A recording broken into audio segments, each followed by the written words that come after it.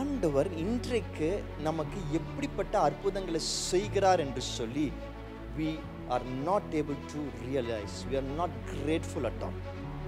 எங்கேருந்து நம்மளை கொண்டு வந்திருக்கிறாரு நம்மளுக்கு புரியவே மாட்டேங்குது. என்னை யாருமே புரிஞ்சிக்க மாட்டாங்களே, நான் இவங்களுக்காக தான் இவ்வளோ செய்கிறேன், இவங்களுக்காக தான் நான் இவ்வளோ பண்ணேன், ஆனால் இவங்க புரிஞ்சிக்காம புலம்புறாங்களே என்று சொல்லுகிற ஒவ்வொருத்தருக்கும் இன்றைக்கு கர்த்தர் பதில் கொடுப்பார் என்பதை நான் விசுவாசிக்கிறேன். ஹல்லேலூயா. பர்ன் அவுட்னால கஷ்டப்படுறவங்களுக்கு கர்த்தர் கொடுக்கிற மிக முக்கியமான விஷயம் தெரியுமா? ஆட் ட்ராப் பண்ணக்கூடிய ஒரு ஃபெசிலிட்டியை கொடுத்திருக்கிறார். I do not know what you are going through today, but I want to tell you that God is there to solve your problems. பரிசுத்த ஆவியானவர்னா வெறும் கீழே விழுறதுக்காக மட்டும் அவர் நமக்குள்ள வரல. பரிசுத்த ஆவியானா வெறும் அந்நிய பாஷை பேசுறதுக்காக மட்டும் அவர் நமக்குள்ள வரல. பரிசுத்த ஆவியானா மற்றவங்களுக்கு தீர்க்க தரிசனம் சொல்றதுக்காக மட்டும் அவர் நமக்குள்ள வரல. பரிசுத்த ஆவியானவர் ஏன் நமக்குள்ள வந்தார்னா, நம்ம ஒரு எஃபெக்டிவ் ரெஸ்பான்சிபிலிட்டியை தாங்கி நடத்துகிற கர்த்தரோட திட்டத்தை எப்படி வாழ்கிற லீடரா இருக்கிறதுக்கும் வந்தாரு. அதை மற்றவங்களுக்கு ஷேர் பண்ணவும் வந்தார்.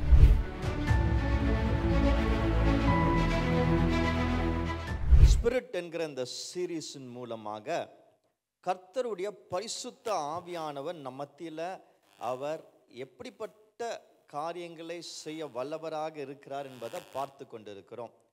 எவ்ரி மந்த் நம்ம ஒரு புது சீரீஸை பார்க்கிறோம். அந்த சீரீஸின் மூலமாக வேதத்தின் அடிப்படையில் இருக்கிற மிக முக்கியமான காரியங்களை கற்றுக்கொள்ள முயற்சி செய்கிறோம். The foundations in the Bible, we try to learn that every month. So அப்படியாக சில முக்கியமான விஷயங்களை கடந்த சில மாதங்களை நம்ம கற்றுக்கொண்டு வருகிறோம். டிசைபிள்ஷிப் பற்றி பார்த்தோம், இவாஞ்சலிசம் பற்றி பார்த்தோம். இப்படியாக ஒவ்வொரு மாதமும் இந்த முக்கியமான டாபிக்ஸை நம்ம ஹேண்டில் பண்ணி வருகையில் இந்த மாதத்தில் பிப்ரவரி மாதத்தில் ஸ்பிரிட் என்கிற இந்த சீரீஸின் மூலமாக நம்ம சில காரியங்களை கற்றுக்கொண்டு இருக்கிறோம். நான் விசுவாசிக்கிறேன், these are not just broad topics, but இது நம்ம வாழ்க்கையில் அன்றாடம் தினமும் நம்ம ப்ராக்டிஸ் பண்ணக்கூடிய, தினமும் நம்ம வாழ்க்கையில் இதை செயல்படுத்தக்கூடிய காரியங்களை நம்ம கற்றுக்கொள்கிறோம் என்பதை விசுவாசிக்கிறேன். And that's how the church should be. பைபிளில் நம்ம பார்க்கிற விஷயங்கள் அப்படி தான் இருக்கிறது. அது ஏதோ ஒரு தனியாக பரிசுத்தமாக இருக்கிற ஒரு விஷயம் மட்டும் கிடையாது. அது நம்ம வாழ்க்கையில் ஒவ்வொரு நாளும் சந்திக்கிற மனிதர்களிடத்தில், நம்ம வாழ்க்கையில் ஒவ்வொரு நாளும் சந்திக்கிற நம்ம விஷயங்கள், பல காரியங்கள் இருக்கிறது அல்லவா, அதிலெல்லாம் வற்றிலும் இந்த பைபிளில் நம்ம அப்ளை பண்ணும் பொழுது that brings about a transformation. நம்ம வாழ்க்கையில் ஒரு மாற்றத்தை கொண்டு வருகிறது. நல்ல ஒரு மனிதனாக, ஒரு சக்சஸ்ஃபுல் பர்சனாக, கர்த்தருடைய சாட்சியாக வாழ அது நமக்கு உதவி செய்கிறது. அப்படி இந்த ஸ்பிரிட் என்று சொல்லும் பொழுது ஹோலி ஸ்பிரிட்டை குறித்து இன்றைக்கு பல விதமான தவறான புரிதல் இருக்கிறது, கன்ஃபியூஷன்ஸ் இருக்கிறது, ஆர்கியூமெண்ட்ஸ் இருக்கிறது. ஆனால் ஆவியானவர் எதற்காக நமக்கு கொடுக்கப்பட்டார், பரிசுத்த ஆவியானவர் யார் என்பதின் ஒரு சின்ன பகுதியை மட்டும் இந்த மந்த் நம்ம பார்க்கிறோம். எவ்வளோ பெரிய விஷயங்களை நீங்கள் கற்றிருக்கிறீங்க. பரிசுத்த ஆவியானவர் பற்றி பல விஷயங்கள் நமக்கு தெரியும் கிறிஸ்தவர்களாக. But what we are trying to do here through this series is, அவரை பற்றி நமக்கு தெரியாத சில விஷயங்கள் நடைமுறை வாழ்க்கையில் எவ்ரி சிங்கிள் டேல, எவ்ரி சிங்கிள் மினிட்ல அவரால் நம்ம வாழ்க்கையில் என்ன செய்ய முடியும் என்பதை பார்த்து கொண்டு இருக்கிறோம். இது யாரு? ஸ்பைடர்மேனா? ஸ்பைடர்மேன்னா என்ன? யார் அவர்? என்ன செய்வார்? எனக்கு ஸ்பைடர்மேன் அப்படின்னு சொல்லும் பொழுது நிறைய மெமரிஸ் இருக்குது, நிறைய ஸ்டோரிஸ் இருக்குது ஸ்பைடர்மேனை குறித்து. அதில் ஒன்று மறக்க முடியாத ஒரு காரியம் என்னென்னா, எனக்கு சின்ன வயசில் ஸ்பைடர்மேன் ஒரு பெரிய ஹீரோ. எனக்கு சூப்பர் ஹீரோ ஸ்பைடர்மேன், ரொம்ப பிரியம் எனக்கு ஸ்பைடர்மேன்னா. ஸோ நான் அந்த ஸ்பைடர்மேனை நான் பார்த்துட்டு இருப்பேன். அந்த ஸ்பைடர்மேன் அப்போ டிவியில் வரும், ஒரு கார்ட்டூனாக வரும். அப்போ ஒரு பாட்டு வரும், Spiderman Spiderman friendly neighbour Spiderman அப்படின்ற ஒரு பாட்டு. அந்த பாட்டை கேட்டாலே ஒரு சந்தோஷமாயிடும், உற்சாகமாயிடும். ஸோ அந்த ஸ்பைடர்மேன் மேலே அவ்வளோ ஒரு ஃபேசினேஷன் இருந்தது எனக்கு. ஸோ அப்போ என்ன பண்ணுவேன், ஸ்பைடர்மேனை குறித்து ஸ்டிக்கர்ஸ் இருக்குல்ல, அதெல்லாம் வாங்கி ஒட்டிப்பேன், சின்ன சின்ன பொம்மைலாம் வீட்டில் வச்சுவேன். ஆனால் எனக்கு ஒரு விஷயம் நான் ரொம்ப ஆசைப்பட்டேன், அது மட்டும் நடக்கலை. என்னென்னா, இந்த ஸ்பைடர்மேன் ட்ரெஸ்ஸு அதை வாங்கி போட்டுக்கணும்னு ரொம்ப ஆசை. இங்கே பாருங்கள், எங்கள் அப்பா அம்மா நான் கேட்ட ஆல்மோஸ்ட் எனக்கு நல்ல விஷயங்கள் எல்லாத்தையும் வாங்கி கொடுத்துருக்குறாங்க. அவங்க நிறைய செஞ்சுருக்கிறாங்க. எப்போ பார்த்தாலும் நாங்கள் எதாவது கடைக்கு போகும்போது எதாவது கேட்பேன், எங்கள் அம்மா வாங்கி கொடுத்துருவாங்க. ஆனால் அவங்க வாங்கி கொடுக்காத ஒரே ஒரு விஷயம், இன்னும் அவங்க மேலே எனக்கு கோபம் இருக்கிற ஒரு விஷயம், இந்த ஸ்பைடர்மேன் ட்ரெஸ் வாங்கி தரல. எப்போல்லாம் கடைக்கு போகும்போது அங்கே ஸ்பைடர்மேன் ட்ரெஸ் இருக்குமா, எங்கள் அம்மாட்ட கேட்பாங்க, இந்த ஸ்பைடர்மேன் ட்ரெஸ் வேணுமா. எனக்கு அப்போ புரியவே இல்லை. அது மட்டும் வாங்கியே தர மாட்டாங்க. கேட்டால் உடனே ஒன்று சொல்லுவாங்க, இந்த ட்ரெஸ்ஸை வாங்கி நீ எங்கே போட போகிற. எனக்கு அப்போ புரியல. அதெல்லாம் எனக்கு தெரியாது, எனக்கு ஸ்பைடர்மேன் ட்ரெஸ் வேணும். அவங்க திரும்ப திரும்ப எங்கே போடுவ நீ அப்படின்னு கேட்டே இருப்பாங்க. ஆனால் அவ்வளோ பிடிவாதம் பிடிச்சிட்டு இருந்தேன். ஆனால் இப்போ யோசிக்கும் பொழுது புரியுது, அது பயங்கர காஸ்ட்லி வர பாருங்க. அந்த ட்ரெஸ்ஸை வாங்கி நான் எங்கே போட்டிருக்க முடியும்?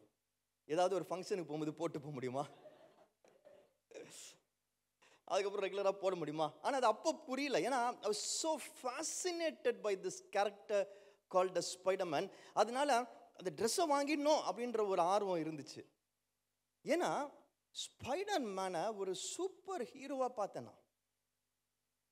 அவரால் செய்ய முடியாத ஒரு காரியமே கிடையாதுன்னு நினச்சேன். என்ன பிரச்சனைனாலும் ஸ்பைடர்மேன் வந்து என்னை காப்பாற்றிடுவார் அப்படின்ற ஒரு எண்ணம் எனக்கு இருந்துச்சு. அது அப்போதான் இருக்குன்னு நினச்சேன். ஆனால் இப்போ வரைக்கும் இருக்குன்னு இப்போ ரீசெண்டாக தான் தெரிஞ்சுக்கிட்டேன்.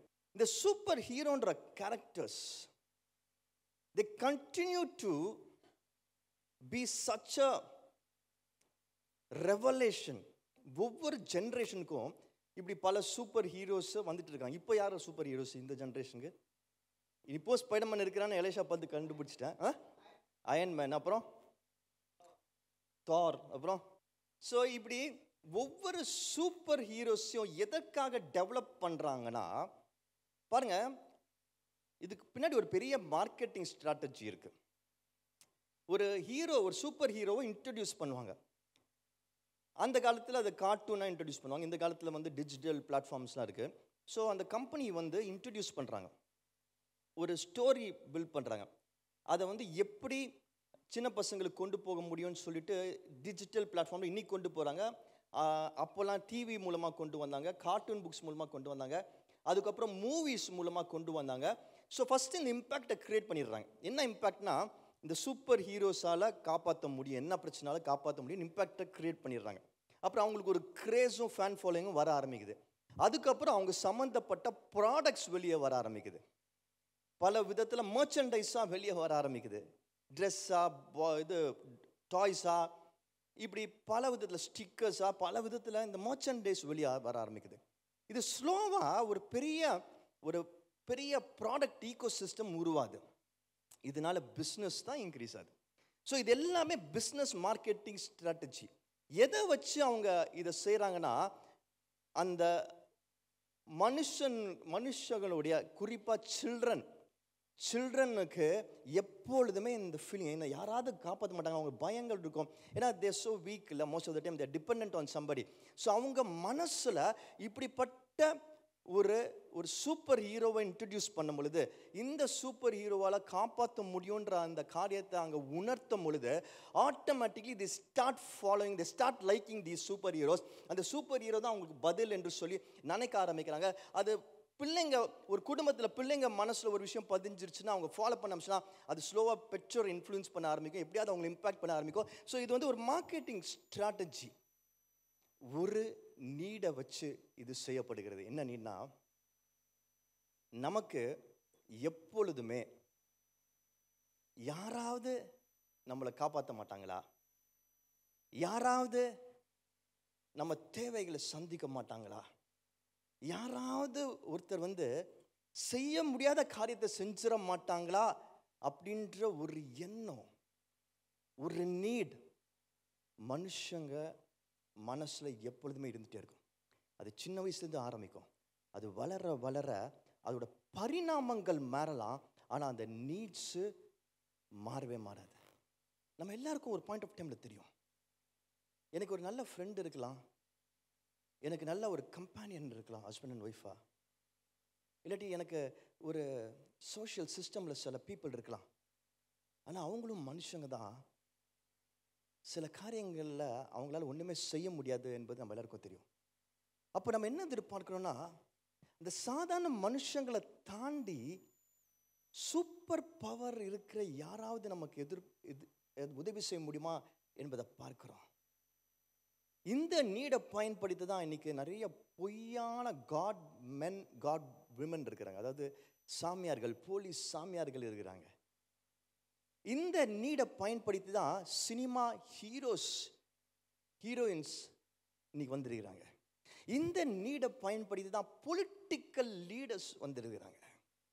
இந்த நீடை பயன்படுத்தி சில சமயத்தில் டாக்டர்ஸ் இருக்கிறாங்க, சயின்டிஸ்ட் இருக்கிறாங்க.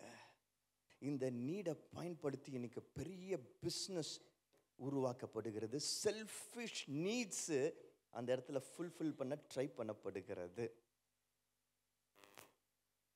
ஆனால் இன்னைக்கு நான் உங்கள் இடத்துல பேச ஆசைப்படுறது என்ன தெரியுமா? இந்த நீடு மனுஷனுக்குள்ள இயற்கையாகவே இருக்கிறனால, நேச்சுரலாக இருக்கிறனால என்ன நடக்குதுன்னா, அவங்க கூட இருக்கிற சில லீடர்ஸ் இல்லாட்டி அவங்க சார்ந்து இருக்கிற ஒரு தகப்பன் இல்லாட்டி தாய், ஒரு மேனேஜர், ஒரு பாஸ்டர், ஒரு பொலிட்டிக்கல் தலைவர், ஒரு பொறுப்பில் இருக்கிற பர்சன், அவங்க மேல நம்பிக்கை எதிர்பார்ப்பு அதிகமாகிறது, டிபெண்டன்சி அதிகமாகிறது. அந்த டிபெண்டன்சி அதிகமாகறனால இந்த பொறுப்பில் இருக்கிறவங்களுக்கு ரெஸ்பான்சிபிலிட்டி ஜாஸ்தியாகுது. அந்த ரெஸ்பான்சிபிலிட்டியை ஒரு தகப்பன் ரொம்ப என்ஜாய் பண்ணி தான் பண்ணுவாங்க, சந்தோஷத்தோடு தான் பண்ணுவாங்க.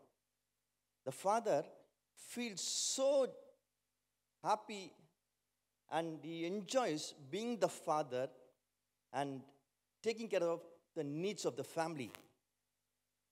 ஒரு லீடர், ஒரு பாஸுக்கு அவரோட எம்ப்ளாயீஸ்க்கு தேவையான காரியங்களை, அவங்களோட growth, அவங்களுடைய ஃபினான்ஷியல் நீட்ஸை, அதுக்காக செய்ய வேண்டிய கடமைகளை செய்கிறது சந்தோஷம்தான், அது ஒரு பெருமை தான்.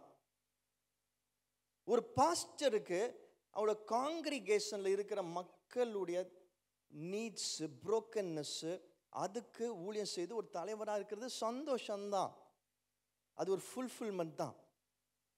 இப்படி நம்ம உலகத்தில் நம்ம ஒவ்வொருத்தரும் ஏதாவது ஒரு விதத்தில் we are being a leader.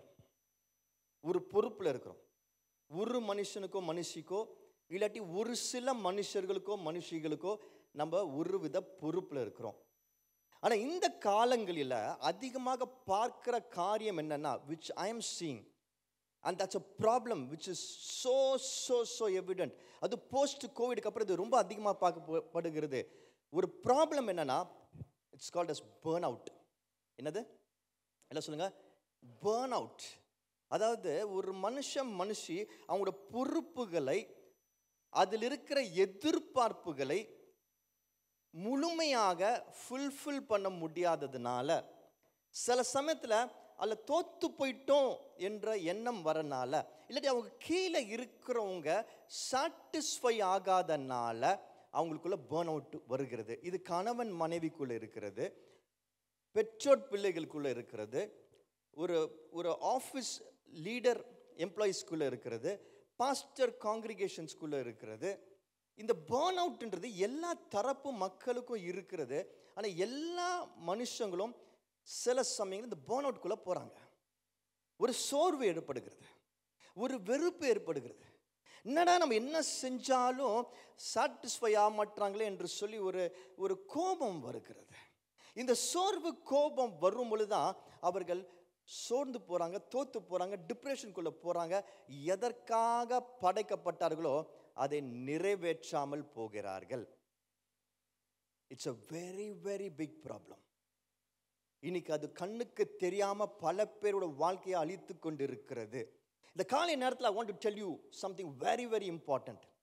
ஒருவேளை கடந்த சில நாட்கள்ல ஏதோ சில காரணங்கள்னால, இல்லாட்டி காரணம் கூட தெரியாம have you felt low? நீங்க ஒரு சோர்வா, ரொம்ப லோவா ஃபீல் பண்ணியிருக்கிறீங்களா? ரொம்ப பலவீனமாக ஃபீல் பண்ணியிருக்கிறீங்களா? உங்களுக்குள்ள ஒரு நிம்மதி இல்லாத ஒரு சூழ்நிலையை உணர்ந்திருக்கிறீங்களா? ஒரு வேலையை செய்கிறதுக்கு ஆர்வம் இல்லாமல் ஃபீல் பண்ணியிருக்கிறீங்களா? ஏன்டா காலை எந்திரிக்கிறோன்னு சொல்லி கட்டிலேருந்து எந்திரிக்க பிடிக்காம இருந்திருக்கிறீங்களா? உங்ககிட்ட யூஸ்வலாக இருக்கிற எனர்ஜி இல்லைன்னு யாராவது சொல்லியிருக்கிறாங்களா? எல்லாரையும் பார்த்தா சடுன்னு கோபம் வருகிறதா? கோபமான வார்த்தைகளை அதிகமாக பேசுறீங்களா? நீங்கள் அதிகமாக ரொம்ப யோசிச்சுட்டே இருக்கிறீங்களா? இதெல்லாம் early signs of burn out. இதெல்லாம் ஆரம்ப சில அறிகுறிகள் நீங்கள் அந்த பர்ன் அவுட்டை நோக்கி போயிட்டு இருக்கிறீங்க என்பதற்கு. ஆனால் இந்த காலை நேரத்தில் ஆவியானவர் நமக்கு கற்றுக் கொடுக்க போகிற காரியம் மிக மிக முக்கியம். ஏன் தெரியுமா? இயேசு கிறிஸ்து அவருடைய பிள்ளைகளிடத்தில் எதிர்பார்க்கிறது என்னவென்றால், எரேமியா 1:5 எப்படி ஆண்டவர் நம்மை உருவாக்கினாரோ, ஒவ்வொருத்தரும் உருவாக்கினாரோ, ஃபார் அ பர்பஸ் உருவாக்கினாரோ, ஒரு திட்டத்தை வாழ்வதற்காக உருவாக்கினாரோ, இந்த பூமியில் நம்ம வந்த அந்த நிமிடம் முதல் இந்த பூமியை விட்டு நம்ம போகிற அந்த நிமிடம் வரைக்கும் ஒவ்வொரு மினிட்டையும் ஒவ்வொரு செகண்டையும் வேஸ்ட் பண்ணாம நம்ம ஒரு திட்டத்தை, கர்த்தர் வைத்துக்க திட்டத்தை வாழ வேண்டும் என்று உருவாக்கினாரோ, அதுல ஒரு செகண்ட் நம்ம வேஸ்ட் பண்ணா கூட இட்ஸ் a crime. ஒரு செகண்ட் நம்ம சோர்ந்து போய் நேரத்தை வீணடிச்சா கூட it's a crime and burn out. இது ஒரு முக்கியமான ஆயுதம் பிசாசு பயன்படுத்துகிறது. ஒரு முக்கியமான ஆயுதம் நம் நேரத்தை வீணடிக்க, கர்த்தர் வைத்திருக்க திட்டத்தை வாழ விடாம தடுக்க, நம்ம சோர்ந்து போக, தோற்று போக இப்படிப்பட்ட ஒரு காரியத்தை அவன் நமக்கு கொடுக்கிறான். நம்ம ஒவ்வொருத்தரும் ஒரு லீடராக உருவாக்கப்பட்டிருக்கிறோம். ஒரு தகப்பனாக, தாயாக, அண்ணனாக, தங்கச்சியாக, ஒரு வேலையில் ஒரு லீடராக, மேனேஜராக, ஒரு டீம் லீடராக, நம்ம ஒரு ஊழியத்தில் ஒரு ஸ்மால் குரூப்போட லீடராக, ஊழியத்தில் ஒரு பாஸ்டராக, ஒரு பக்கத்து வீட்டுக்கு நம்ம சுவிசேஷம் சொல்லும்போது கூட நம்ம ஒரு லீடர் தான். இப்படி நம்மளை கர்த்தர் ஒரு திட்டத்திற்காக, ஒரு காரியத்திற்காக ரெஸ்பான்சிபிளாக, ஒரு பீப்புளுக்கு ரெஸ்பான்சிபிளாக வைத்திருக்கிறார். ஆனால் பல சமயங்களில் நம்ம அதை செய்ய மாட்டோம். ஏன்னா நமக்குள்ள ஒரு ஓவர்வெல்மிங் ப்ரெஷரை நம்ம உணர்றோம். we feel so burned and drained out. ரொம்ப ட்ரெயின்ட் அவுட்டாக ஃபீல் பண்ணுறோம், சோர்ந்து போயிடுறோம், வெறுத்துடுறோம். ஆனால் தான் இன்னைக்கு கன்சிஸ்டன்சி ஒரு பெரிய பிரச்சனையாக இருக்குது. ஒரே சீராக மனிதர்களை பார்க்கவே முடியல. மூட் ஸ்விங்ஸ் ரொம்ப அதிகமாக இருக்கிறது. இதுக்கெல்லாம் காரணம் இந்த பர்ன் அவுட். ஆனால் கர்த்தர் நம்ம கற்றுக் கொடுக்குதுன்னா ஒவ்வொரு செகண்டும் we have to be full of energy. கர்த்தருக்காக இந்த வாழ்க்கையை என்ஜாய் பண்ணி வாழ்கிறது ரொம்ப முக்கியமாக இருக்கிறது. எனக்கு பிரியமானவர்களே, ஒருவேளை இது உங்க ஜெபமாக இருந்தா, ஆண்டவரே என்னால் முடியலப்பா, இதுக்கு மேலே என்னால் சமாளிக்க முடியல, ஏதாவது செய்யுங்க என்று சொல்லி நீங்க கடந்த நாட்களில் ஜெபித்திருந்தால் கர்த்தர் உங்களோட பேச காத்து கொண்டிருக்கிறாரு. God wants to speak to you. பைபிளை நான் பார்த்துட்டு இருக்கும் பொழுது இப்படியாக ஒரு கேரக்டரை பார்க்குறேன். பர்ன் அவுட்டுக்குள்ளே போன ஒரு முக்கியமான மனிதரை குறித்து பார்க்குறேன், ஒரு லீடரை குறித்து பார்க்குறேன். சோர்ந்து போய் பர்ன் அவுட்டுக்குள்ளே போனவர். இந்த காலை நேரத்தில் அவரை பற்றி நம்ம வேகமாக வாசிப்போமா? என்னாகமம் 11ஆம் அதிகாரம் 4ஆம் வசனத்திலிருந்து 17ஆம் வசனம். Numbers chapter 11 verse 4 to 17. பின்பு அவர்களுள் இருந்த பல ஜாதியான அந்நிய ஜனங்கள் மிகுந்த இச்சையுள்ளவர்களானார்கள். இஸ்ரவேல் புத்திரரும் திரும்ப அழுது, நமக்கு இறைச்சியை புசிக்க கொடுப்பவர் யார்?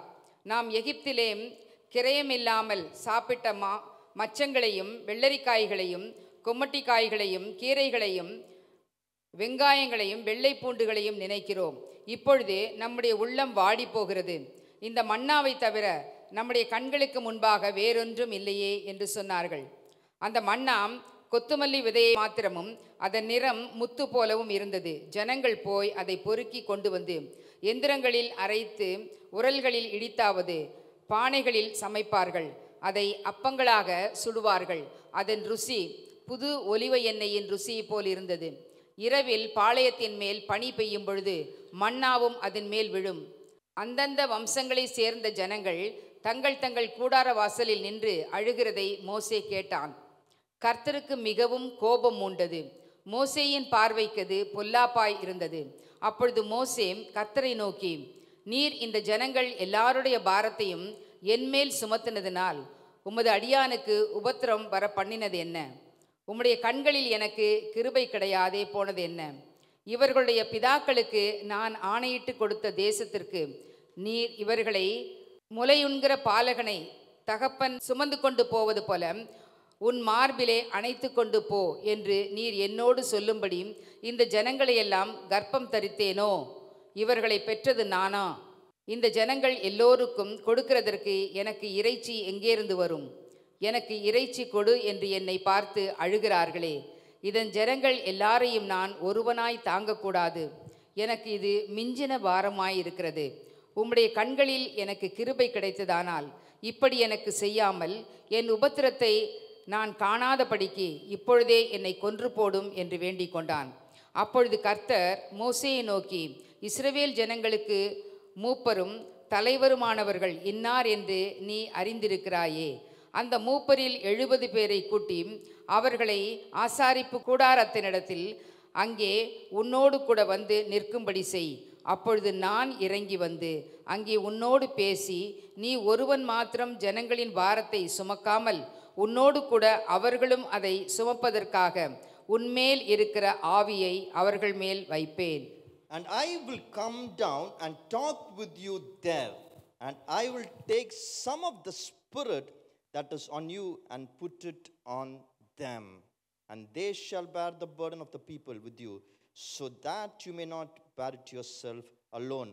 அப்பொழுது நான் இறங்கி வந்து அங்கே உன்னோடு கூட பேசி, நீ ஒருவன் மாத்திரம் ஜனங்களின் பாரத்தை சுமக்காமல் உன்னோடு கூட அவர்களும் அதை சுமப்பதற்காக உன்மேல் இருக்கிற ஆவியை அவர்கள் மேலும் வைப்பேன். எல்லாரும் சொல்லலாமா? எல்லாரும் சேர்ந்து சொல்லலாமா? நான் சொல்றது மட்டும்.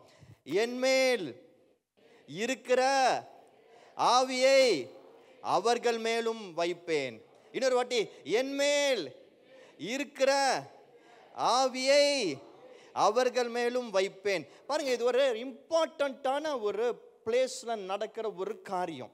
ஆண்டவர் இந்த எகிப்தின் அடிமைத்தனத்திலிருந்து இந்த இஸ்ரவேல் மக்களை விடுதலை செய்து அவர் இப்படியாக இந்த ப்ராமிஸ் லேண்டுக்கு கொண்டு போய் கொண்டிருக்கிற நேரத்தில் அந்த வனாந்திரத்தில் நடக்கிற ஒரு விஷயமாக இருக்கிறது. வனாந்திரத்தில் இவர்களுக்கு அந்த வனாந்திரத்தில் ஒன்றுமே இல்லாத இடத்துல இவங்களுக்கு ஒவ்வொரு வேலையும் சாப்பிட்றதுக்கு மன்னாவை கர்த்தர் கொடுத்துருக்கிறார். வேற என்ன வேணும் இவங்களுக்கு? ஆனால் இவங்க என்ன பண்ணுறாங்கன்னா, இந்த இடத்துல புலம்புறாங்க, கம்ப்ளைண்ட் பண்ணுறாங்க, குறை சொல்கிறாங்க. என்ன குறை சொல்கிறாங்கன்னா, இந்த மன்னாவை தான் எப்போ பார்த்தாலும் சாப்பிட்டுட்டே இருக்கிறோம், பிடிச்சிருச்சு, போர் அடிச்சிருச்சு. ஆனால் அந்த நாட்களில் இந்த மன்னா அவங்களுக்கு ரொம்ப கஷ்டமாக இருக்குது. அவங்க என்ன பண்ணுறாங்க, உடனே சொல்கிறாங்க, நாங்கள் இருந்த அந்த எகிப்தில் எப்படி வகை வகையாக சாப்பிட்டுட்டு இருந்தோம், விதவிதமாக சாப்பிட்டுட்டு இருந்தோம்.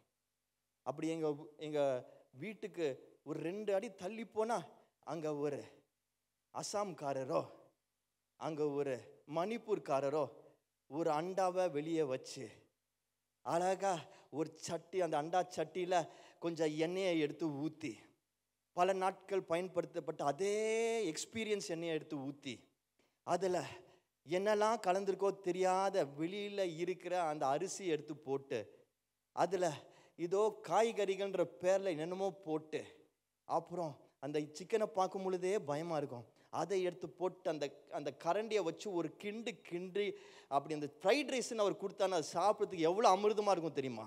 ஆனால் இப்போ டெய்லி மன்னாவை கொடுக்குறாங்களே என்று சொல்லி புலம்ப ஆரம்பிச்சிட்டாங்க, குறை சொல்ல ஆரம்பிச்சிட்டாங்க. நல்லா கவனிங்க, இந்த இஸ்ரவேல் மக்கள் இதுக்கு முன்னாடி அடிமைத்தனத்தில் இருந்தாங்க எகிப்தில். எப்படி? எகிப்தில் அடிமைத்தனத்தில் இருந்தாங்க. அந்த அடிமைத்தனத்திலிருந்து அவர்களை விடுதலை ஆக்கி இப்படியாக ஆண்டவர் ப்ராமிஸ் லேண்டு கொண்டு போறாரு. அந்த கொண்டு போற ஜேர்னியில் அவங்களுக்கு என்ன பண்றாரு, அந்த ஜேர்னிக்கு சாப்பாடு வேணும்னு சொல்லிட்டு இந்த சப்பாத்தியை நல்லா ரெடி பண்ணி அதை ஒரு பேப்பரில் கட்டி ஒரு ஊறுகாய் வச்சு கொடுத்து அனுப்புறாரு ட்ரெயினில் சாப்பிட்றதுக்கு. இவங்களுக்கு இது பிடிக்கல. கொஞ்ச நாள் கழிச்சு போர் அடிக்குது, குறை சொல்ல ஆரம்பிக்கிறாங்க. எப்படி குறை சொல்றாங்கன்னா, எகிப்தை சொல்லி குறை சொல்றாங்க. நல்லா கவனிச்சுக்கோங்க. ஆண்டவர் இன்றைக்கு நமக்கு எப்படிப்பட்ட அற்புதங்களை செய்கிறார் என்று சொல்லி we are not able to realize, we are not grateful at all. எங்கிருந்து நம்மளை கொண்டு வந்திருக்கிறாரு நம்மளுக்கு புரியவே மாட்டேங்குது. எந்த இடத்துல இருந்து நம்மளை கொண்டு வந்திருக்கிறார்? ஒரு வருஷத்துக்கு முன்னாடி, 2 வருஷத்துக்கு முன்னாடி, 5 வருஷத்துக்கு முன்னாடி, 10 வருஷத்துக்கு முன்னாடி, 20 வருஷத்துக்கு முன்னாடி நான் எப்படிப்பட்ட காரியங்கள் இருந்தேன், இன்னைக்கு எப்படிப்பட்ட காரியங்கள் இருக்கிற, கர்த்தர் என்ன செஞ்சிருக்கிறார் என்று சொல்லி புரிய மாட்டேங்குது. பல சமயங்களில் எப்படி புலம்புறோம்னா பழைய காரியங்களை சொல்லி கூட புலம்புறோம். ஆனால் அது இருக்கும்போது நம்ம எவ்வளோ அழுது இருப்போம், புலம்பி இருப்போம், எவ்வளோ மோசமான வாழ்க்கை. But we still go back and talk about that sometimes because we are not grateful, we are not realizing கர்த்தர் என்ன செஞ்சிருக்கிறார் என்று சொல்லி. நான் முதலா கார் வாங்கினோம். கீதா ஒரு ஆல்டோ கார் வாங்கினாங்க. அந்த காரு ஃபஸ்ட்டு டைம், காரு பெரிய விஷயம். அப்போலாம் காரு வாங்கியாச்சு, அதை ஓட்ட ஆரம்பிச்சிட்டோம். அதை ஓட்ட ஆரம்பித்து கொஞ்ச நாள் கழித்து என்கிட்ட யாரோ ஒருத்தங்க கேட்டாங்க, நல்ல ஞாபகம் இருக்கு. அவங்க கேட்டாங்க, எப்படி காரெலாம் வாங்கிட்டீங்க, எப்படி காரில் போகிறது அப்படின்னு கேட்டாங்க. நான் சொன்னேன், காரு நல்லா தான் இருக்குது, ஆனால் ஒரு பிரச்சனை இருக்குது அப்படின்னேன். என்ன பிரச்சனை அப்படின்னு கேட்டாங்க. நான் சொன்னேன், இல்லை இதுக்கு முன்னாடி நான் ஒரு பைக் வச்சுருந்தேன், கேலிபர் பைக் வச்சுருந்தேன். அந்த பைக்கில் எனக்கு ரொம்ப சந்தோஷமாக இருக்கும். அப்பப்போ பெட்ரோல் காலி ஆகிடும், பெட்ரோலில் போட மாட்டேன், அதனால காலி ஆகிடும். இருக்க கொஞ்சம் காசை வச்சு கொஞ்சமாக போட்டு ஓட்டுறது, அப்பப்போ காலி ஆகிடும். எனக்கு இந்த ரிசர்வில் போனவொன்னே பெட்ரோல் போடுற பழக்கம் அப்போ கிடையாது, காசும் கிடையாது. ஸோ அதனால் போட மாட்டேன். நான் எப்போ பெட்ரோல் போடுவேன்னா, காலியான பிறகு அந்த கேலிபர் பைக்குக்குன்னே ஒரு பெரிய பியூட்டிஃபுல்லான ஒரு பிளெஸ்ஸிங் இருக்குது. அந்த பைக்கை சாய்ச்சிங்கன்னா இன்னும் ஒரு 2 கிலோமீட்டர் போகும்.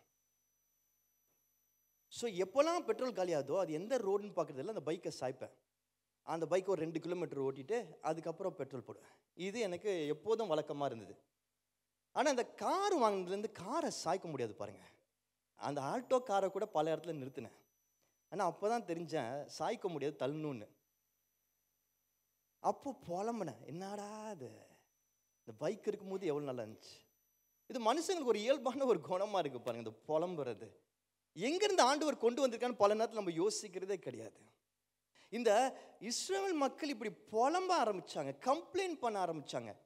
இந்த கம்ப்ளைண்ட்டு அந்த லீடருக்கு, அந்த தகப்பன் ஸ்தானத்தில் இருந்தவருக்கு, தாய் ஸ்தானத்தில் இருந்தவருக்கு, ஒரு பாஸ்டர் ஸ்தானத்தில் இருந்தவருக்கு, ஒரு பாஸ் ஸ்தானத்தில் இருந்தவருக்கு பெரிய ப்ரெஷராக மாறிச்சு.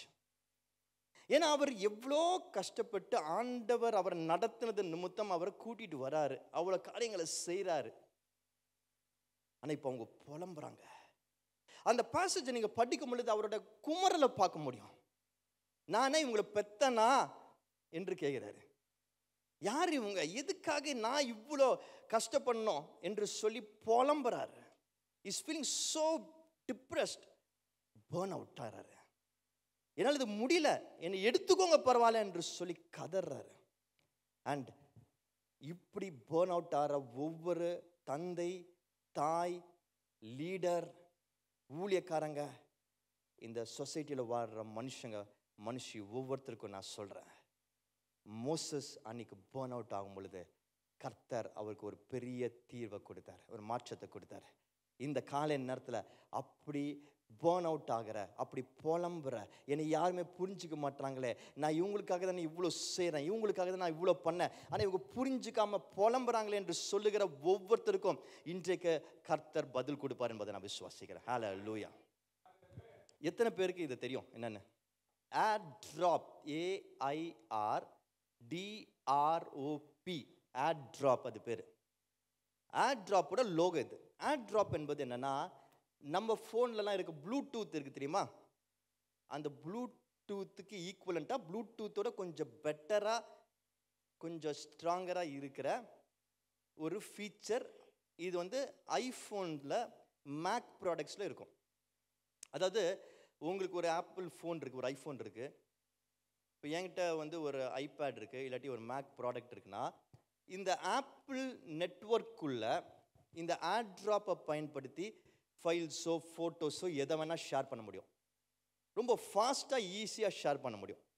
அவங்க AirDrop ஆன் இருந்து AirDrop அந்த அவங்க ப்ளூடூத் என் ப்ளூடூத் ஆன் இருக்குது அப்படின்னா, அந்த AirDropல நான் அந்த ஃபைலை AirDrop ஷேர் த்ரூ AirDropன்னு கொடுத்தா ஈஸியாக இம்மிடியட்டாக போயிடும். அந்த ஃபுல் குவாலிட்டியோட போயிடும். வெரி வெரி எஃபெக்டிவ், ரொம்ப எஃபெக்டிவ். இந்த ஏர்ட்ராப்பை பயன்படுத்தி தான் பெரிய பெரிய ஃபைல்ஸ் எல்லாம் ஷேர் பண்ணுறாங்க. இந்த ஷேரிங்க்கு ரொம்ப முக்கியமான ஒரு விஷயம், பேர்ன் அவுட் ஆகிறதுக்கு, பேர்ன் அவுட் ஆகிறவங்களுக்கு, பேர்ன் அவுட்னால கஷ்டப்படுறவங்களுக்கு கர்த்தர் கொடுக்குற மிக மிக முக்கியமான விஷயம் என்ன தெரியுமா? ஏர்ட்ராப் பண்ணக்கூடிய ஒரு ஃபெசிலிட்டியை கொடுத்துருக்கிறாரு. என்னது சொல்லுங்க? ஏர்ட்ராப் பண்ணக்கூடிய, எல்லாரும் சொல்லுங்களேன், ஏர்ட்ராப் பண்ணக்கூடிய ஒரு ஃபெசிலிட்டியை கர்த்தர் கொடுத்துருக்கிறாரு. அது பேர் ஷேரிங். என்னது? ஷேரிங். நல்லா கவனிச்சுக்கோங்க. பேர்ன் அவுட் ஆறீங்களா? சோர்ந்து போறீங்களா? உங்களை சுற்றி இருக்கிறவங்க உங்களுக்கு புரிஞ்சுக்கலன்னு சொல்லி கவலைப்படுறீங்களா? கதறீங்களா? உங்களுக்கு கர்த்தர் கொடுத்துருக்கிற மிக முக்கியமான டூலு பேர் ஷேரிங். ஷேர் பண்ணுறது. ஷேர் பண்ணால் பல பேர்ன் அவுட்டுகள்லேருந்து நீங்கள் வெளியே வர முடியும். வேகமாக இந்த 11:17 மீண்டும் ஒரு முறை வாசிப்போமா? நம்பர்ஸ் 11:17 இங்கிலீஷில் வாசிங்க.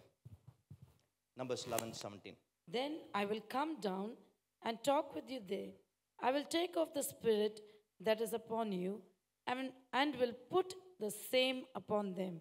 And they shall bear the burden of the people with you, that you may not bear it yourself alone.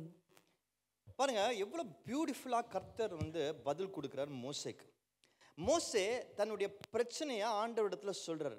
அது ஒரு பிரேயர் ஃபார்மாக இருக்கலாம், ஜெபமாக கூட கருதலாம். அப்படியாக அவர் ஷேர் பண்ணும் பொழுது, ஆண்டவர்கிட்ட ஷேர் பண்ணும் பொழுது, மோசே அவருடைய இந்த பேர்ன் அவுட்டை ஆண்டவர்கிட்ட ஷேர் பண்ணும் பொழுது ஆண்டவர் அவர்கிட்ட கோச்சிக்கல, ஆண்டவர் அவருக்கு பனிஷ்மெண்ட் கொடுக்கல, ஆண்டவர் அவருக்கு ப்ராக்டிக்கல் ஸ்டெப்ஸை சொல்லித்தராரு. அதை கேட்குறாரு, காது கொடுத்து கேட்குறாரு. நம்ம ஷேர் பண்ணும் பொழுது, அதுவும் நம்ம பேர்ன் அவுட்டில் இருக்கும் பொழுது, நமக்கு விரக்தி வரும்போது பல நேரங்கள் நம்ம பண்ணுற தப்புன்னு தெரியுமா? நம்ம ஒன்று எல்லாத்தையும் விட்டுறணும்னு நினைக்கிறோம், இல்லாட்டி எங்கே தனியாக போகணும்னு நினைக்கிறோம், இல்லை யாருமே வேணாம், கடவுளும் வேணாம் என்று சொல்லி சோர்ந்து போகிறோம். நிறைய பேர் பேர்ன் அவுட்டில் பண்ணுற தப்பு பாவத்துக்கு திரும்பி போகிறது, பாவமான மனுஷங்கிட்ட திரும்பி போகிறது, பழைய எகிப்தின் வாழ்க்கைக்கு திரும்பி போகிறது. பேர்ன் அவுட் ஆகும்போது நிறைய பேர் இதை தான் செய்வாங்க. அவங்களுக்கு பிடிக்கல, ஆண்டவர் கொடுத்துருக்கிறது புதிய ஆசீர்வாதங்கள், அதுலேருந்து சில டைம்ஸ் அவங்களுக்கு சில கம்ப்ளைண்ட்ஸ் வரும் பொழுது, குறைகள் வரும் பொழுது அவங்க கோபம் என்ன பண்ணுறாங்க, அந்த பேர்ன் அவுட் என்ன பண்ணுறாங்க, பழைய பாவத்துக்கு திரும்பி போவாங்க. அந்த பழைய பாவத்தில் அவங்க கூட இருந்த நண்பர்களுக்கு திரும்பி போவாங்க, பழைய ப்ளஷருக்கு திரும்பி போவாங்க. ஏன்னா அது ஒரு விரக்தியின் உச்சக்கட்டமாக இருக்குது பாருங்க. ஆனால் மோசே என்ன செய்கிறாரு, அவர் பழைய இடங்களுக்கு போல அவர் கர்த்தர்கிட்ட போனார். He went to God. He cried out to God. And today I want to emphasize this. ஆவியானவர் எனக்கு ரொம்ப உணர்த்துறதுனால நான் சொல்கிறேன். இந்த இடத்துல நிறைய பேர் இப்படி இருக்கிறத ஆண்டவர் எனக்கு உணர்த்துறதுனால சொல்கிறேன். சில சமயத்தில் உங்களுக்கு பேர்ன் அவுட் ஆகும்போது, விரக்தி வரும்போது, மனுஷங்க ஆண்டவர் கொடுத்த அந்த புதிய சர்க்கிள், மனுஷங்க ஆண்டவர் கொடுத்த ரெஸ்பான்சிபிலிட்டி, சில கோபங்கள் வரும்போது நீங்கள் இமீடியட்டாக எங்கே தெரியுமா போகிறீங்க? பாவத்துக்கு போகிறீங்க, பழைய பாவத்துக்கு போகிறீங்க. ஸ்ட்ரெஸ் பஸ்டாக இருக்கணும், அங்கே போகிறீங்க. But God is telling you, no. That's the biggest mistake that you can make.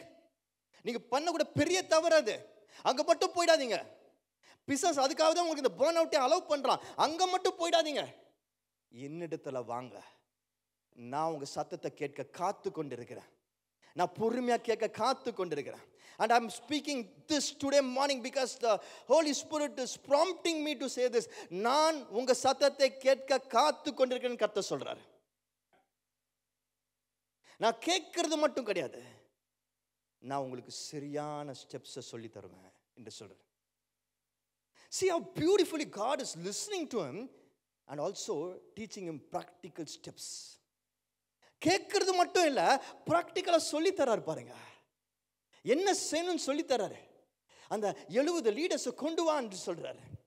அவர் கொண்டு நான் என்ன செய்வேன், நான் பேசுவேன், நான் இறங்கி பேசுவேன் சொல்றேன். God wants to come down for us. அவர் சொல்ற, நான் பேசுவேன். உன்னோட சொந்த பலத்தில் சில விஷயங்களை செய்ய முடியாதுப்பா, நீ எல்லாத்தையும் சரியாக தான் செஞ்சுட்டு இருக்கிற, ஆனால் என்கிட்ட வந்திருக்கிறல்ல, நான் வருவேன் என்று சொல்றாரு.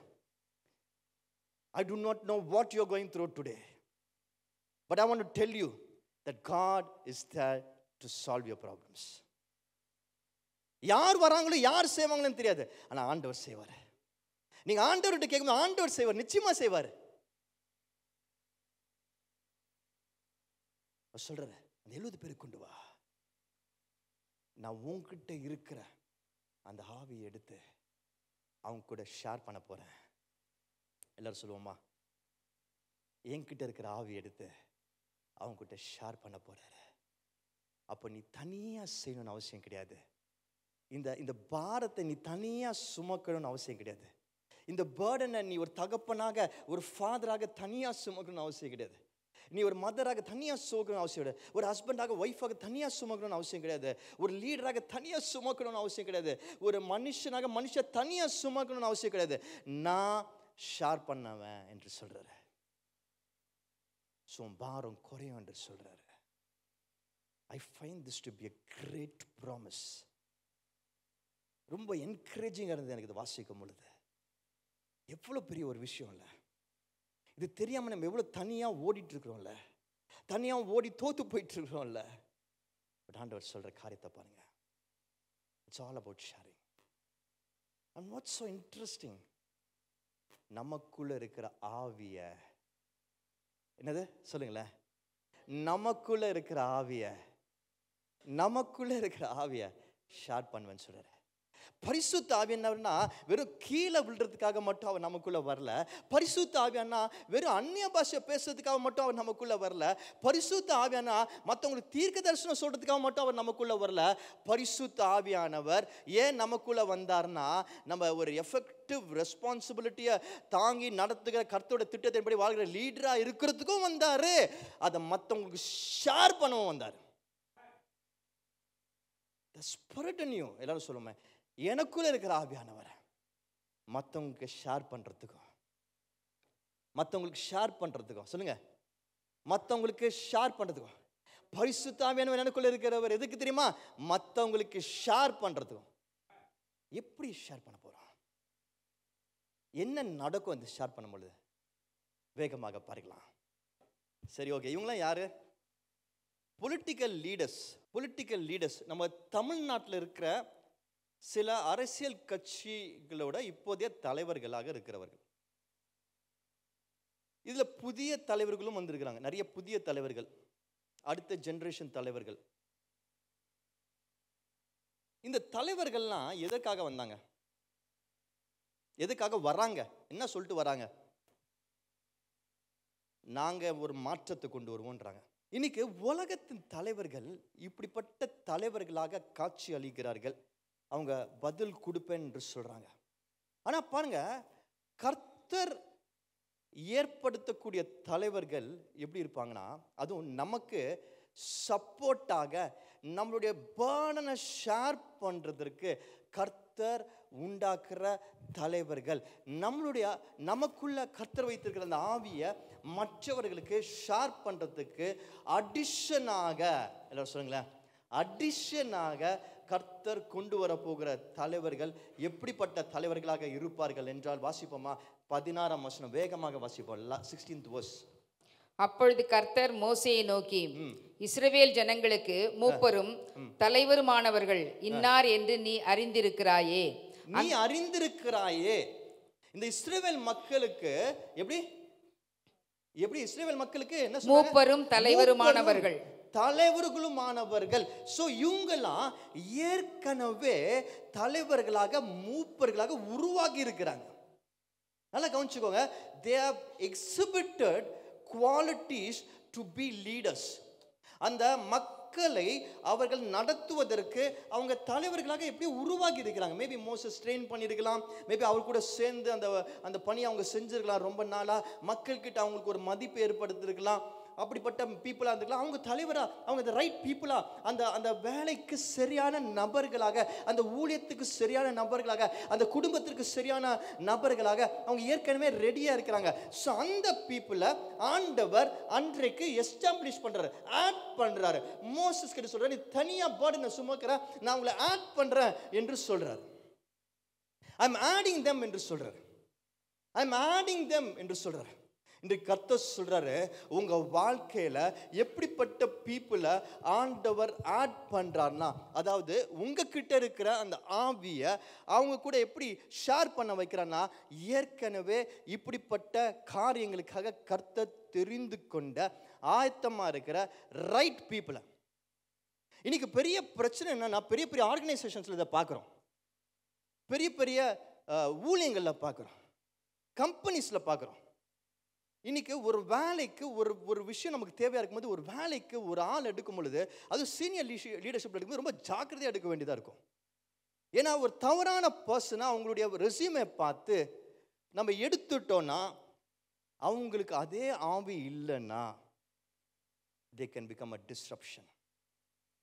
அந்த மூமெண்ட்டு, அந்த ஆர்கனைசேஷன் முன்னாடி போகாதபடிக்கு தடையாக மாறிடுவாங்க, டாக்ஸிக்காக இருப்பாங்க. ஆனால் ஆண்டவர் சொல்கிறாரு, நமக்குள்ளே இருக்கிற ஆவியை நீங்கள் ஷேர் பண்ணும் பொழுது, சரியான பீப்புள் நீங்கள் ரெடியாக இருக்கும்போது, ஷேர் பண்ண ரெடியாக இருக்கும் பொழுது, இந்த விஷனுக்கு நான் இப்போ பேர்ன் அவுட்டாக ஃபீல் பண்ணுறேன், இந்த விஷனுக்கு நான் சரியான பீப்புளை கொண்டு வரணும் அப்படின்னு சொல்லி நினைக்கும் பொழுது, ஜஸ்ட் ப்ரே அபவுட் இட். நல்லா ஜெபிங்க. ஆண்டவர் உங்களுக்கு ரைட் பீப்புளை காண்பிப்பார். அதுக்கு ஏற்ற பீப்புளை மோசைக்கிட்ட சொல்கிறாரு. நீ என்ன சொல்கிறாரு? மோசைக்கிட்ட என்ன சொல்கிறாரு? எப்படி கூட்ட சொல்கிறாரு? யாரை கூட்ட சொல்கிறாரு? மூப்பர்களையும் தலைவர்களையும் நீ அறிந்திருக்கிறாயே. திரும்பிய வாசிங்க, மைக்கில் வாசிங்க. மூப்பர்களும் தலைவர்களும் இன்னார் என்று நீ அறிந்திருக்கிறாய். இன்னார் என்று நீ அறிந்திருக்கிறாய். இங்கிலீஷ்ல என்ன சொல்லுது? மூப்பர்களும் தலைவர் இன்னார் என்று நீ அறிந்திருக்கிறாயே. யார்? மோசஸ். இங்கிலீஷ்ல என்ன சொல்லுது? வாசிங்க. Whom you know to be. அப்ப யாருக்கு அதை தெரியப்படுத்துகிறாரு? மோசேக்கு தெரியப்படுத்துகிறார். மோசேக்கு அது தெரியுது.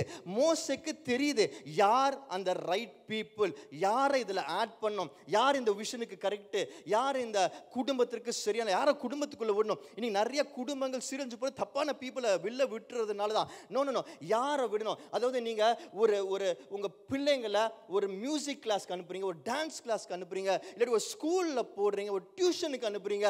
அப்படிப்பட்ட பீப்புளு கூட, ஏன்னா it's a family, you are building your family. உங்கள் ஃபேமிலியை நீங்கள் பில்ட் பண்ணுறீங்க, அவங்க உங்க கூட ஷேர் பண்ண போகிறாங்க. உங்களுக்கு ஒரு ஃபாதராக மதராக இருக்கிற அந்த பேர்டனை அவங்க ஷேர் பண்ண, அந்த விஷயம் அவங்க ஷேர் பண்ண போகிறாங்க. ஏன்னா உங்கள் பிள்ளைங்களை வளர்க்குற அந்த விஷயம் அவங்க இப்போ உள்ள அனுமதிக்கிறீங்க. அப்போ சரியான பீப்புளை ஆட் பண்ணணும். You don't just go and put them in a music school just because they have Instagram channel and lakhs views இருக்குன்றனால போட்டுறக்கூடாதுல்ல. இன்னைக்கு அப்படிப்பட்ட தவறுகள் நடக்குது. டிஜிட்டல் மீடியம் மூலமாக இன்ஃப்ளூயன்ஸ் ஆகிறோம். இந்த மீடியாலாம் எவ்வளோ மோசமாக இருக்குது தெரியுமா?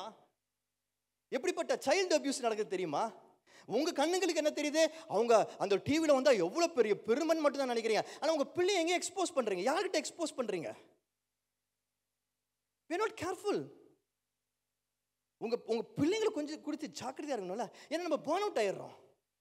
அந்த பிள்ளை அமைதியாக இருந்தால் போதுன்ட்டு ஒரு மொபைல் ஃபோனை கையில் கொடுத்துட்றோம். நான் ரெஸ்ட் எடுக்க முடியாதுன்னு சொல்லி மொபைல் ஃபோன். பட் என்ன பார்க்குறாங்க நமக்கு தெரியுமா? You have to be very careful.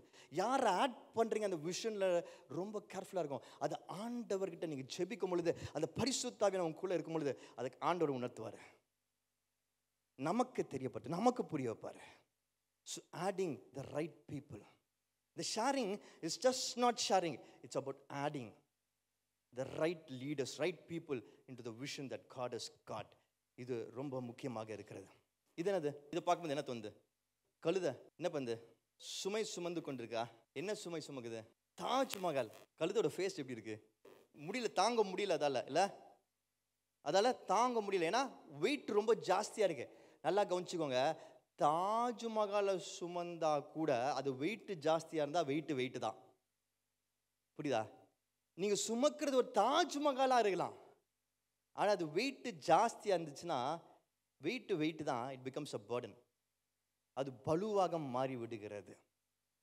பல நேரங்களில் நம்ம என்ன பண்ணுறோம், இந்த ஜேர்னியில், நமக்கு ஆண்டவர் கொடுத்துருக்கிற ஜேர்னியில் பல சமயங்களில் தப்பான வெயிட்டை, அதிகமான வெயிட்டை, ஆண்டவர் வைத்திருக்க வெயிட்டுக்கு மேலே அதிகமான வெயிட்டை நம்ம சுமக்க ஆரம்பிச்சிடறோம்.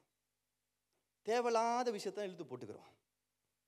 மாமிசத்துக்குரிய காரியங்கள்லாம் சேர்த்துக்கிறோம். பெருமைக்குரிய காரியங்கள், பணத்துக்குரிய காரியங்களை, பாவத்துக்குரிய காரியங்களை, மனுஷங்களை இம்ப்ரெஸ் பண்ணுறதுக்காக செய்யக்கூடிய காரியங்கள்லாம் இழுத்து போட்டால் அது வெயிட்டாக தான் மாறும்.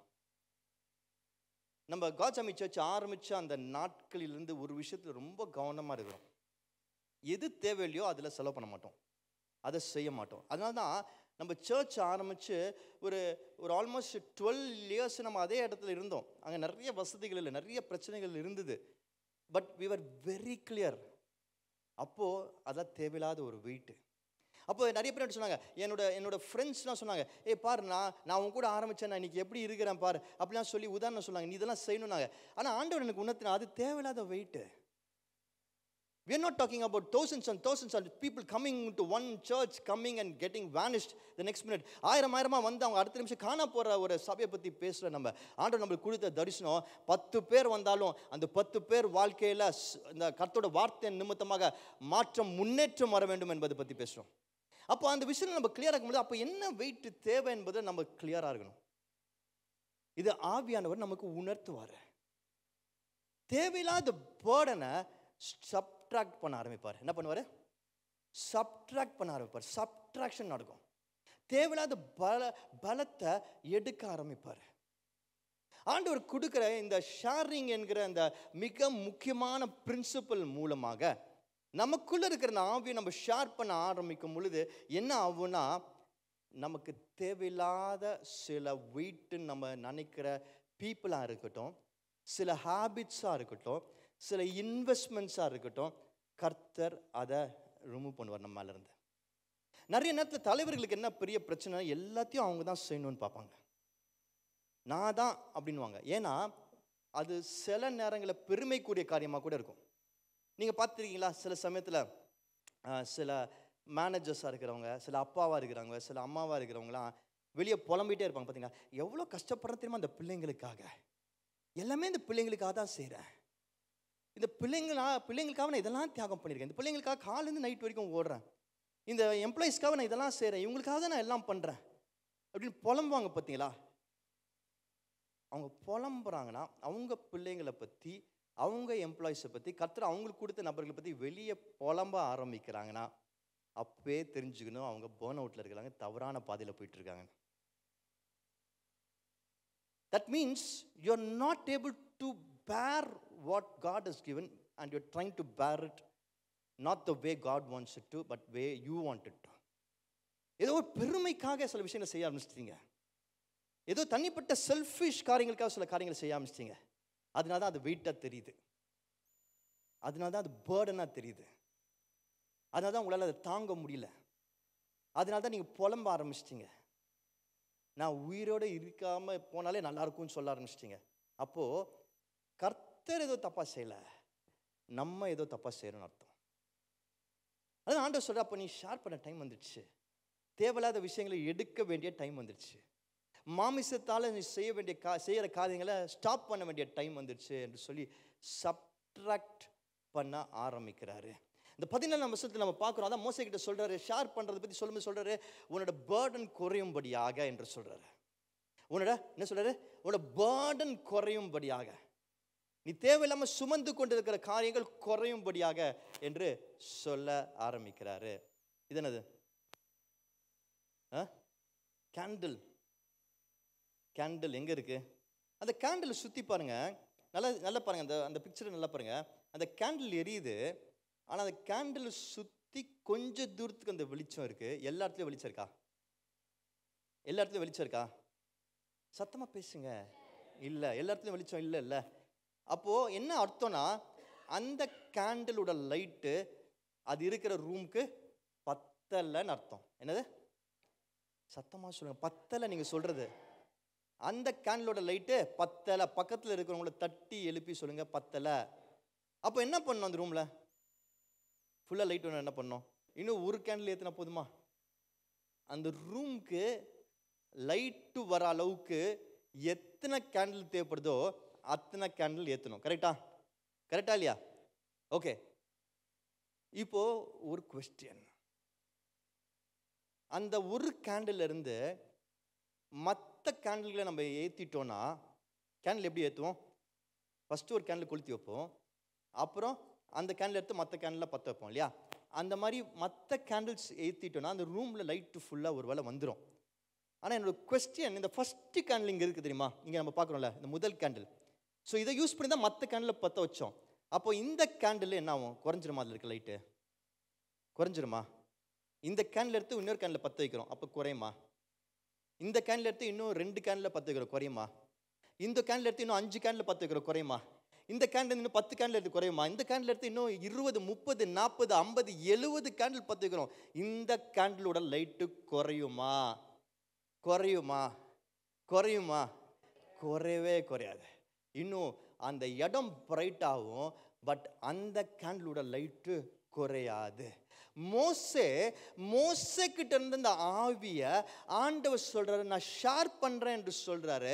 ஆனா நீங்க அந்த இடத்துல கவனமா பார்க்க வேண்டிய ஒரு விஷயம் என்னன்னா, அந்த இடத்துல அவர் ஷேர் பண்றதுனால மோசே கிட்ட இருக்கிற ஆவியானவர் சப்ட்ராக்ட் ஆறது கிடையாது, ஆனா மல்டிப்ளை ஆறாரு. எப்படி மல்டிப்ளை ஆறாரு? எப்படி நான் தைரியமா சொல்றேன்னா, நம்ம 11ஆம் அதிகாரத்துல நம்ம பார்த்துட்டு இருக்கிறோம். ஆனா 12ஆம் அதிகாரம் அதுக்கப்புறம் நடக்கிற ஒரு சம்பவத்தை நம்ம பார்க்கிறோம். வேகமாக வாசிக்கலாம். 12ஆம் அதிகாரம் 1ஆம் வசனத்திலிருந்து 8ஆம் வசனத்துக்கு வேகமாக ஃபாஸ்டா வாசிங்க. எத்தியோப்பியா தேசத்து ஸ்திரீயை மோசே விவாகம் பண்ணியிருந்தபடியினால் மிரியாமும் ஆரோனும் அவன் விவாகம் பண்ணின எத்தியோப்பியா தேசத்து ஸ்திரீயின் நிமித்தம் அவனுக்கு விரோதமாய் பேசி, கர்த்தர் மோசேயை கொண்டு மாத்திரம் பேசினாரோ, எங்களை கொண்டும் அவர் பேசினதில்லையோ என்றார்கள். கர்த்தர் அதை கேட்டார். மோசேயானவன் பூமியிலுள்ள சகல மனிதரிலும் மிகுந்த சாந்த குணமுள்ளவளாய் இருந்தான். சடுதியிலே கர்த்தர் மோசேயும் ஆரோனையும் மிரியாமையும் நோக்கி, நீங்கள் 3 பேரும் ஆசாரிப்பு கூடாரத்திற்கு புறப்பட்டு வாருங்கள் என்றார். 3 பேரும் போனார்கள். கர்த்தர் மேகத்தூணில் இறங்கி கூடார வாசலில் நின்று ஆரோனையும் மிரியாமையும் கூப்பிட்டார். அவர்கள் இருவரும் போனார்கள். அப்பொழுது அவர், என் வார்த்தைகளை கேளுங்கள். உங்களுக்குள்ளே ஒருவன் தீர்க்கதரிசியாயிருந்தால் கர்த்தராகிய நான் தரிசனத்தில் என்னை அவனுக்கு வெளிப்படுத்தி சொப்பனத்திலே அவனோடு பேசுவேன். என் தாசனாகிய மோசேயோ அப்படிப்பட்டவன் அல்ல. என் வீட்டில் எங்கும் அவன் உண்மையுள்ளவன். நான் அவனுடன் மறைபொருளாக அல்ல, முகமுகமாகவும் பிரதட்சியமாகவும் பேசுகிறேன். அவன் கர்த்தரின் சாயலை காண்கிறான். இப்படி இருக்க நீங்கள் என் தாசனாகிய மோசேக்கு விரோதமாய் பேச உங்களுக்கு பயமில்லாமல் போனதென்ன என்றார். மோசே கிட்ட இருந்த ஆவிய கர்த்தர் ஷேர் பண்றதை பார்க்கிறோம் 11ஆம் அதிகாரத்துல. ஆனா 11ஆம் அதிகாரத்துக்கு அப்புறம் பாரு 12ஆம் அதிகாரத்துல மோசே பற்றி பின்னாடி பேசுறாங்க. பின்னாடி பேசும் பொழுது கர்த்தர் அந்த இடத்துல இறங்கி வந்து மோசேக்காக பேசுறாரு. எப்படி பேசுறான்னா, இவ யார் என்பதை நீங்க புரிந்து கொள்ள வேண்டும் என்று சொல்லி மோசே பத்தி God is advocating, God is supporting, God is becoming an ambassador for Moses. அவனுக்காக பேசி அவனை பற்றி சொல்லி அவன் இன்றைக்கு எப்படி இருக்கிறான் என்பதை சொல்லி நான் அவனோட முகமுகமாக பேசுகிறவனா இருக்கிறேன் என்று சொல்றார். அவன் என் சாயலில் இருக்கிறான் என்று சொல்றாரு. What a powerful way of God coming and supporting his leader. அப்போ மோசே கிட்ட இருந்த அந்த ஆவி குறையல, அது மல்டிப்ளை ஆக ஆக கர்த்தருக்குள்ள இன்னும் அவன் பெருகி கொண்டிருக்கிறான். Is growing more in Christ. And that's exactly what happens to us today. நீங்க ஷேர் பண்ண ரெடியா இருக்கணும். You have to be ready to share. Sharing என்பது ஒரு God given principle. ஏன்னா கர்த்தர் அவரோட ஆவியை நமக்கு ஷேர் பண்ணியிருக்கிறார். நம்ம லைஃபை கர்த்தரோட ஷேர் பண்றோம். நம்ம 2 பேரும் சேர்ந்து மற்றவர்களுக்கு கர்த்தரோட அன்பையும் பவரையும் ஷேர் பண்றோம். இப்படி ஷேர் பண்றதுனால கர்த்தர் வைத்திருக்க ஒரு பெரிய திட்டத்தை நிறைவேற்றுகிறோம். எத்தனையோ வாழ்க்கைகளை மாற்றும், எத்தனையோ குடும்பங்களை மாற்றும், எத்தனையோ பகுதிகளை மாற்றும். ஒரு பெரிய மூமெண்ட்டாக மாறுகிறது. நான் அடிக்கடி இதை சொல்லியிருக்கிறேன், இங்கே வந்து நிறைய வாட்டி சொல்கிறேன். ஆனால் இது எத்தனை வாட்டி சொன்னாலும் பத்தாது என்பதனால சொல்கிறேன். இந்த காஜாமி சர்ச் அப்படி தான் ஒரு சின்ன குழு ஆரம்பிச்சது. ஆண்டவர் எனக்கு கொடுத்த தரிசனம், ஒரு பாரம், ஒரு கம்யூனிட்டிக்குள்ளே போனோம், இந்த பாரிஸ் பகுதியில் நம்ம ஒரு நாள் நான் பைக்கில் போயிட்டு இருக்கும் பொழுது திடீரென்று சொல்லி எனக்கு அழுக வந்துச்சு. ஏன் அழுக வந்துன்னே தெரியல. அதுக்கப்புறம் வந்து ஜெபிக்கும் பொழுது அந்த இடத்துல இருக்கிற கட்டுகளையும் புரோக்கனஸையும் ஆண்டவர் காண்பிக்கிறாரு.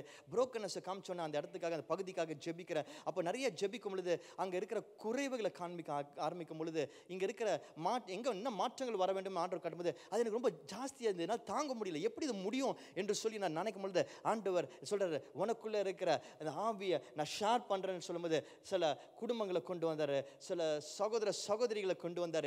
அங்கே ஷேர் பண்ணும்போது அவங்க லீடர்ஸாக, இவங்க லீடர்ஸ் என்று சொல்லி ஆண்டவர் உணர்த்தும் போது அவங்க கூட வளர்றதை பார்க்குறாரு. ஆனால் அந்த ஜர்னியில் ஆண்டவர் சில தேவையில்லாத பேர்டனை அவர் சப்ட்ராக்ட் பண்ண ஆரம்பித்தார், அடிஷன் பண்ணார், அதுக்கப்புறம் சப்ட்ராக்டும் பண்ணார். ஆனால் ஆண்டவர் அதோட நேரத்தில் மல்டிப்ளை பண்ண ஆரம்பித்தார்.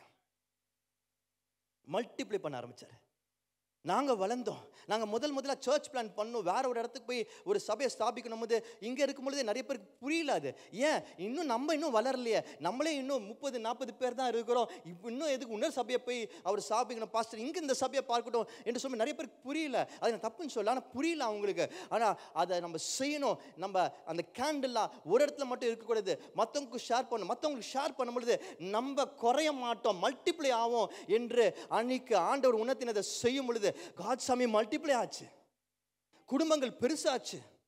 பல கம்யூனிட்டியில் இன்றைக்கு ஒரு மாற்றம் வருகிறத பார்க்கிறோம். எத்தனையோ கம்யூனிட்டியில் நிறைய குடும்பங்கள் தொடப்படுறத பார்க்குறோம், சாட்சிகளை கேள்விப்படுறோம். ஆனால் நம்ம இங்கே க்ரோ ஆனோம், மல்டிப்ளை ஆகும்போது நம்ம க்ரோ ஆனோம், நம்ம பெருக ஆரம்பித்தோம். அப்போ ஆண்டவர் சொல்கிறாரு, போதும் அங்கேருந்து வாங்க என்று சொல்கிறாரு. புது இடத்துக்கு கொண்டு போகிறார். ஃபஸ்ட்லேருந்து ஆரம்பிக்கணும்னு சொல்கிறாரு. ஃபஸ்ட்லேருந்து ஆரம்பிக்கணும் என்று சொல்லும் பொழுது அதற்கு ஆயத்தமாகும் பொழுது அந்த கம்யூனிட்டியை பார்க்கும் பொழுது ஆச்சரியமாக தான் இருந்தது. அங்கே மழை வந்தால் வெள்ளம் வரும். இன்றைக்கு ஒரு சொட்டு தண்ணி நிற்க மாட்டேங்குது. அங்கே ரோட்ஸ்லாம் மோசமாக இருக்கும். இன்றைக்கி மெட்ரோ வந்த பிறகு அவ்வளோ இன்ஃப்ராஸ்ட்ரக்சர் மாறி இருக்கு. நம்ம இருந்த பில்டிங்கே மாறிடுச்சு, ரினோவேட் ஆகிடுச்சு. இதோ அந்த கம்யூனிட்டிக்கு எத்தனையோ பிள்ளைங்க இன்றைக்கி மாறி அவங்க படித்து பெரிய ஆளுங்களாக இருக்கிறாங்க, ஆயிட்டு இருக்கிறாங்க. இன்றைக்கி ஊழியக்காரங்க நம்ம சபையிலே இருக்கிறாங்க. அப்படி அங்கே இருந்த பிள்ளைங்க அவ்வளோ மாற்றங்கள் வந்தது. நான் திரும்ப சொல்கிறேன். ஆனால் அந்த இடத்துக்காக நம்ம அவ்வளோ ஜெபிச்சுட்டு இருக்கோம், அவ்வளோ ஊழியங்களை ஆண்டு செஞ்சுட்டு இருந்தார். ஆனால் ஒரு விஷயம் எனக்கு கிளம்பும் போது எனக்கு மனசில் திரும்ப பட்டு கொண்டு இருந்தது. அந்த சேவியர் ஸ்ட்ரீட்டு எவ்வளோ மாற்றங்கள் வந்துச்சு. ஆனால் அங்கே இன்னும் அந்த பிளாட்ஃபார்மில் மக்கள் இருக்காங்க, அங்கே இன்னும் ட்ரக்ஸு அங்கே வித்துட்டு தானே இருக்கிறாங்க, அங்கே இன்னும் விக்கிரக ஆராதனை நடந்துட்டு தானே இருக்குது என்று சொல்லி நினச்சிட்டு. ஏன்னா போய் பெரிய பொலிட்டிஷியன்ஸ்லாம் பார்த்துட்டு அவங்கள சொல்லிட்டாங்க, இதில் போகாத, இது வேண்டாம், இது பெரிய கஷ்டமான காரியம், வெளியே வா என்று சொன்னாங்க. அதுக்குள்ளேயே இருக்காத என்று சொன்னாங்க. பெரிய தலைவர்கள்லாம் சொன்னாங்க, இதை மாற்ற முடியாது என்று சொன்னாங்க. ஆனால் நம்ம அங்கேருந்து கிளம்பி வரும்போது அந்த பாரம் இருந்துச்சு. ஆண்டவர் இது மட்டும் மாறலையே என்ற பாரம் இருந்துச்சு.